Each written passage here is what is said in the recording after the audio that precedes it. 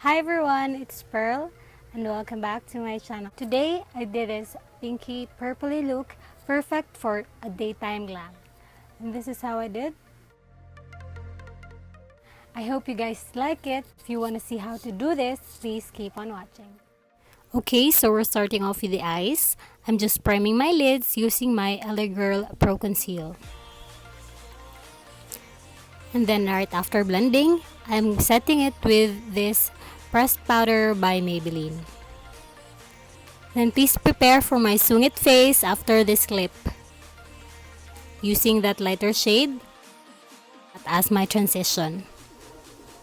And then the darker one to shade around the perimeters and then on my crease.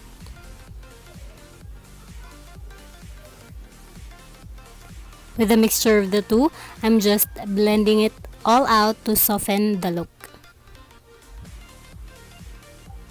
Keep blending until you're satisfied with how it looks. I'm using this purpley shade from Sophie.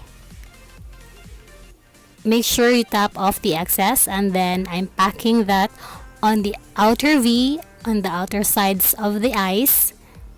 I'm dragging it a little bit out and then I'm taking that onto my crease. I'm using a light powder. This one's from Wet n Wild and I'm just gonna stamp that on the outsides to create a sharper line. And then I'm taking this Maybelline Fit Me concealer for my half cut crease using this shader brush. I'm ever so carefully dragging it a little bit over my natural lids because I want the shadows to show even when I open my eyes. Just take your time when you're doing this look.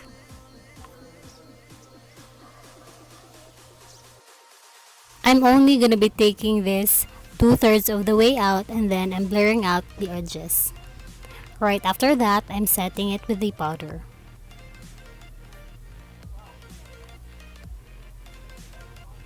I'm taking again the purple shadow to intensify and I'll drag that onto the crease to blend everything out.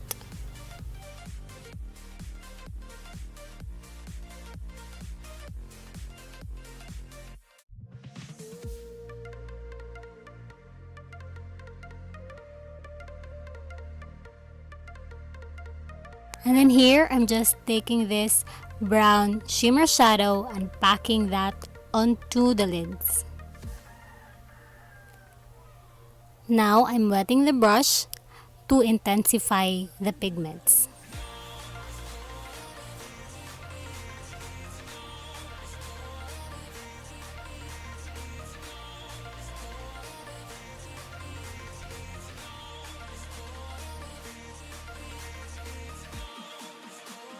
And with my finger, I'm taking the E.L.F highlight in Moonlight Pearls and I'm gonna pack that on the center of my lids to catch the light.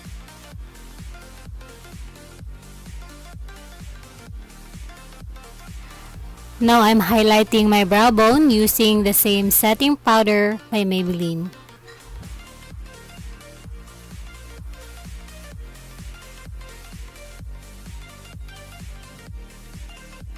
I've already done my base and now we're finishing off the eyes.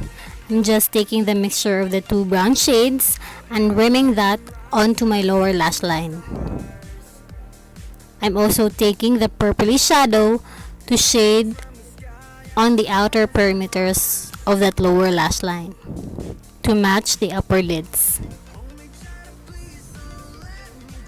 And then I'm bronzing using this E.L.F Duo. Make sure to tap off the excess. And then placing that under my cheekbones.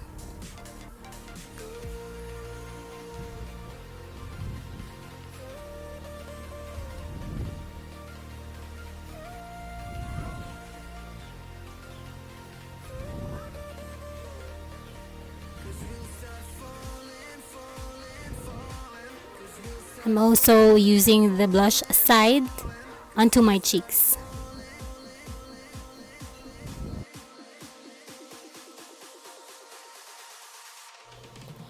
I'm shading my chin and my forehead to make it look a little bit shorter. And to slim down my nose, I'm just contouring the sides of the bridge.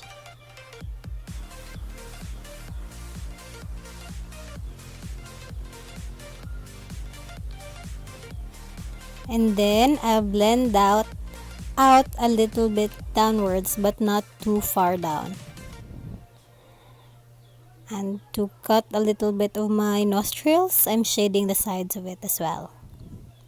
I also like to elongate my nostrils, so I'm dragging the shadow a little bit closer together.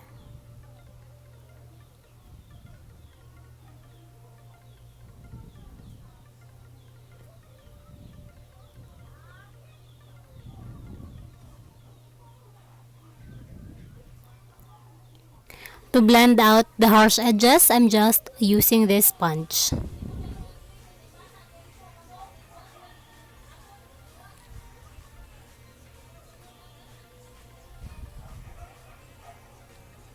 Now I'm highlighting the high points of my cheeks using this E.L.F.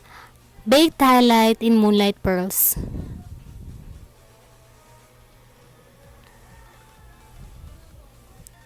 I'm also putting that a little bit above my eyebrows and then on the tip of my nose. And then I'm applying here some liquid lipstick.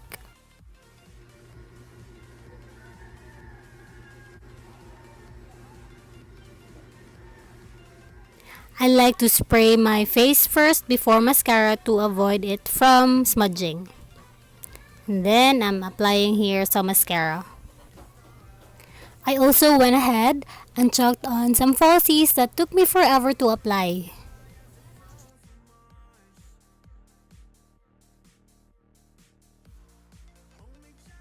So that's the finished look, you guys. Thank you so much for watching.